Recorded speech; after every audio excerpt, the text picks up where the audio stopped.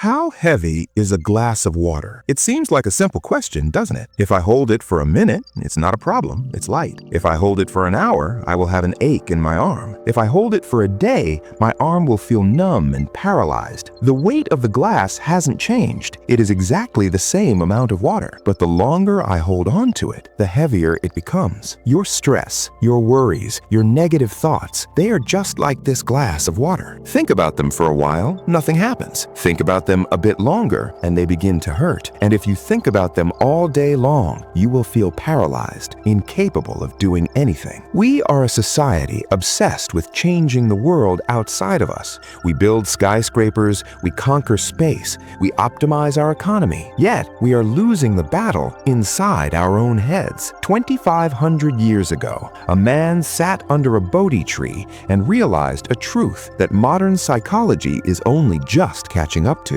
He discovered that the mind is not just a container for your thoughts, it is the architect of your reality. This is the story of a man who traveled to the ends of the earth to change his life, only to realize the only thing he needed to change was the lens through which he saw it. This is the power of positive thinking. In the bustling city of Savathi, there lived a merchant named Kalen. To the outside world, Kalen was the definition of success. He had warehouses filled with fine silk, chests overflowing with gold coins, and a reputation that commanded respect in the marketplace. But Kalen had a secret that gnawed at his bones and kept him awake while the rest of the city slept. He was miserable. His mind was a battlefield. Every coin he earned birthed a new fear of losing it. Every compliment he received sounded like flattery masking deceit. He saw potential disasters in every opportunity. If the sun shone, he worried about drought. If it rained, he worried about floods destroying his goods. He was a prisoner of his own perception, trapping himself in a cage of negative outcomes that hadn't even happened yet. Kalen was a wealthy beggar, rich in gold, but bankrupt in peace. One evening, after shouting at a servant for a mistake that hadn't even been made yet, Kalen collapsed into his chair. His chest felt tight. The luxury around him felt like a mocking reflection of his inner emptiness. He heard a rumor, a whisper in the marketplace about a teacher staying in the Jeta Grove, a man they called the Awakened One, the Buddha. They said this man possessed an alchemy that could turn suffering into gold. Kalen scoffed. He was a man of logic, of numbers. He didn't believe in magic, but desperation makes believers of us all. With a heavy heart and a mind full of skepticism, Kalen decided to visit the Jeta Grove. He didn't go to find enlightenment. He went to make a deal. He would pay this teacher to fix his mind. The Jeta Grove was unlike the city. It was quiet, but not the silence of a graveyard. It was the silence of a library full of living wisdom. Kalen found the Buddha sitting on a simple mat. The teacher didn't look like a king or a god. He looked incredibly ordinary, and yet there was a stillness about him that was louder than any noise Kalen had ever heard. It was the stillness of a mountain that knows it cannot be moved by the wind. Kalen approached, his expensive robes rustling. He bowed, not out of reverence, but out of custom. "Teacher," Kalen started, his voice trembling with impatience, "I have everything a man could want: wealth,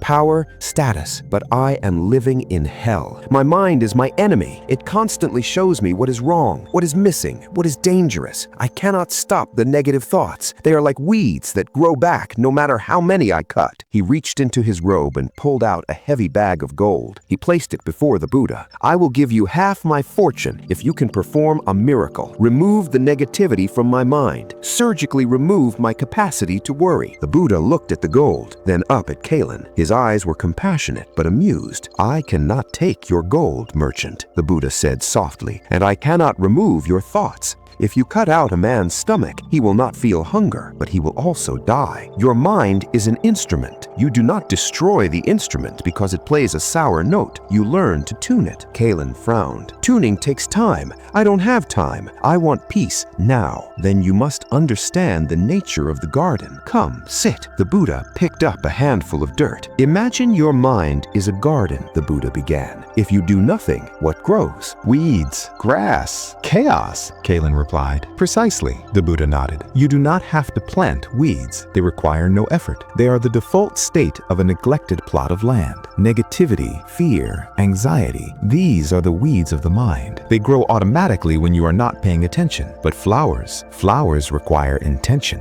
You must plant the seed, you must water it, you must protect it from the sun and the bugs. Positive thinking is not magic, it is cultivation. You have spent 40 years letting the weeds grow, Kalen, and now you are angry that you do not see roses. You are angry at the soil, but the soil is just doing its job. It grows what is planted, or it grows what is wild. The soil does not care. Your mind does not care if you plant success or failure.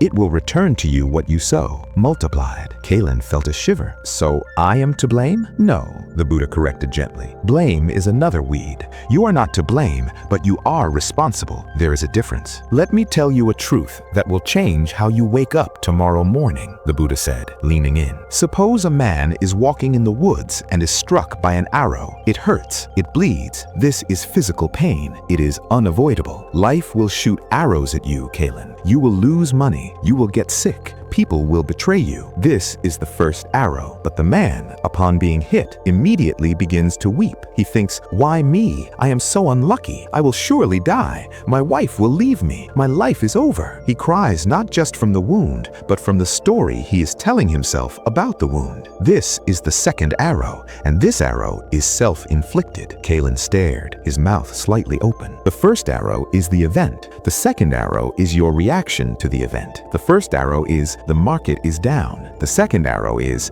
I am a failure and I will end up on the street. You cannot stop the first arrow, but you and only you have the power to stop the second arrow. Positive thinking is not ignoring the first arrow. It is not pretending that life is perfect. It is simply refusing to shoot yourself with the second arrow. Kalen sat there for hours as the sun began to set, painting the sky in hues of purple and orange. For the first time in his life, the noise in his head quieted down. He realized he had been an addict. He was addicted to the second arrow. Every time something small happened, a servant dropped a plate, Kalen would shoot himself with the arrow of anger. Every time a shipment was late, he shot himself with the arrow of anxiety. He looked at the Buddha. How do I stop shooting? By watching, the Buddha said. When a negative thought arises, do not fight it. Do not say, I must not think this. If I tell you, do not think of a white elephant, what do you see? A white elephant, Kalen smiled. Exactly. Fighting negativity only feeds it. Instead, replace it. The mind can only hold one thought at a time. It cannot hold fear and gratitude simultaneously. It is impossible. When the weed appears, do not scream at it. Plant a flower next to it. When you worry about losing your wealth, immediately force your mind, with physical effort if necessary, to think of one thing you are grateful for, even if it is just the breath in your lungs. Shift the focus again and again and again until the flowers choke out the weeds. Kalen returned to the city. The market was still chaotic. The noise was still loud. The risks were still there. A week later, a massive storm hit the coast. One of Kalen's ships, carrying expensive spices, was destroyed. The old Kalen would have torn his clothes, screamed at the gods, and spent a month in depression.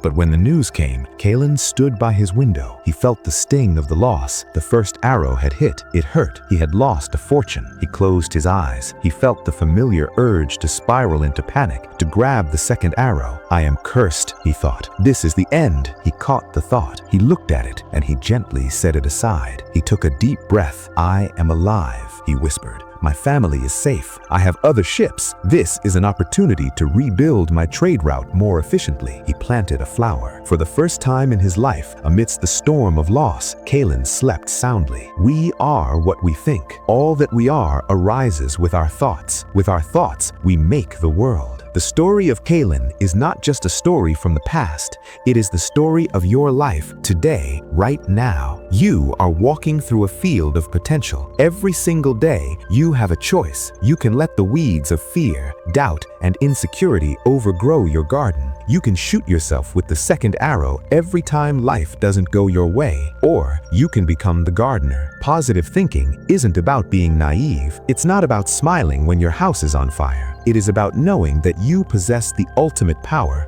the power to choose your response. The world, your career, your relationships, they are all external. They are the glass of water, but you get to decide how long you hold on to the stress. You get to decide when to put the glass down. So here is your challenge for the next 24 hours. Catch yourself holding the second arrow. When something goes wrong, traffic is bad, an email is rude, a plan fails, feel the irritation. That's the first arrow. But before you react, before you spiral, stop, take a breath, and drop the second arrow. Plant a flower instead. Because a positive life isn't a life without problems. A positive life is a life where the mind is an ally, not an enemy. You are the architect. Build something beautiful.